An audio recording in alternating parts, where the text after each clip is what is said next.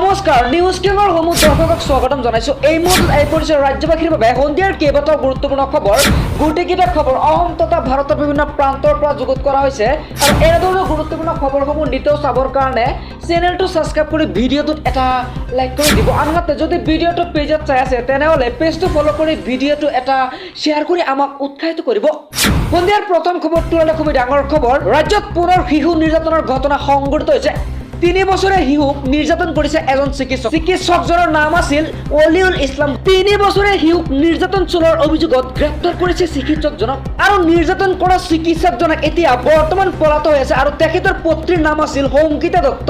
চিকিৎসকগৰাকীৰ লগতে বন কৰা মহিলা লক্ষী ৰায়ক গ্ৰেপ্তাৰ কৰিছে আৰক্ষীয়ে আৰু আজি বিয়লি আদালতত হাজিৰ কৰা হ'ব দুয়োকে। চিকিৎসকে দম্পতীৰ বিৰুদ্ধে শিশুৰ ওপৰত নিৰ্যাতন চলোৱাৰ অভিযোগ উত্থাপিত হৈছে। পৰৱৰ্তী খবৰটো এটা খুব ডাঙৰ খবৰ। জম্মু কাশ্মীৰত ভয়ংকৰ ঘটনা।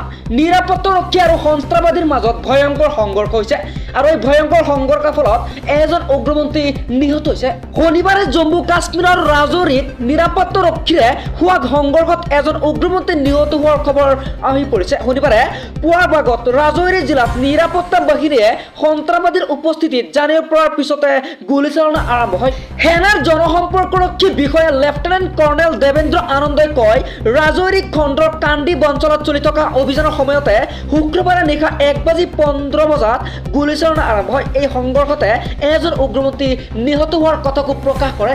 উল্লেখযোগ্য যে শুক্ৰবাৰে জম্মু কাশ্মীৰৰ ৰাজৌৰীত চলোৱা অভিযানৰ সময়তে সন্ত্ৰাসবাদীয়ে সংঘটিত কৰা বিস্ফোৰণত 5জন সেৱা জোৱান শ্বহীদ হৈছিল। আৰু সেনাই প্ৰদান কৰা এক বিবৃতিত কৈছিল যে ৰাজৌৰী খণ্ডৰ কান্দি অঞ্চলত সন্ত্ৰাসবাদীৰ উপস্থিতিৰ নিৰ্দিষ্ট তথ্যৰ ভিত্তিত 3 মে'ত যৌথ অভিযান আৰম্ভ কৰা হৈছিল। শুক্ৰবাৰে পুৱা প্ৰায় 7:30 বজাত এটা গুহাত আত্মগোপন কৰি থকা এটা সন্ত্ৰাসবাদী দলক ঘেৰাও কৰে অনুসন্ধানকাৰী দলটোৱে আৰু অভিযানকাৰী দলটোৰ উপস্থিতিৰ কথা গম পাই সন্ত্ৰাসবাদীয়ে বিস্ফোৰণ সংঘটিত কৰে। সেনা দলটোৰ অংশ হিচাপে থকা 2জন জোৱান লগে লগে শ্বহীদ হোৱাৰ কথা আহি পৰিছে। অৱশ্যে পিছত আহত জোৱান কেইজনক উদামপুৰৰ কমাণ্ডো হাস্পতালত ভৰ্তি কৰা হৈছিল যদি ইয়াৰে 3জনকে মৃত্যুবৰণ কৰে। পৰৱৰ্তী খবৰটো এটা খুব ডাঙৰ খবৰ। আপোনালোকে কৰোণাৰ কথা পাহৰিলে নেকি? যি কৰোণাই দেশৰ অৰ্থনীতি ধ্বংস কৰিছিল, লগতে এইবাৰ WHO অৰ্থাৎ ৱৰ্ল্ড হেল্থ অৰ্গেনাইজেশ্যনে কোভিডক লৈ দিছে এক ডাঙৰ মন্তব্য। WHO কৈছে যে কোভিড এতিয়া বিশ্ব মহামাৰী নহয় আৰু কোভিড এতিয়া জৰুৰীকালীন কোভিড মহামাৰী নহয় বুলি ঘোষণা WHO আৰু কোভিডক গ্লোবেল হেল্থ ইমাৰ্জেঞ্চি নহয় বুলি ঘোষণা কৰিছে WHO।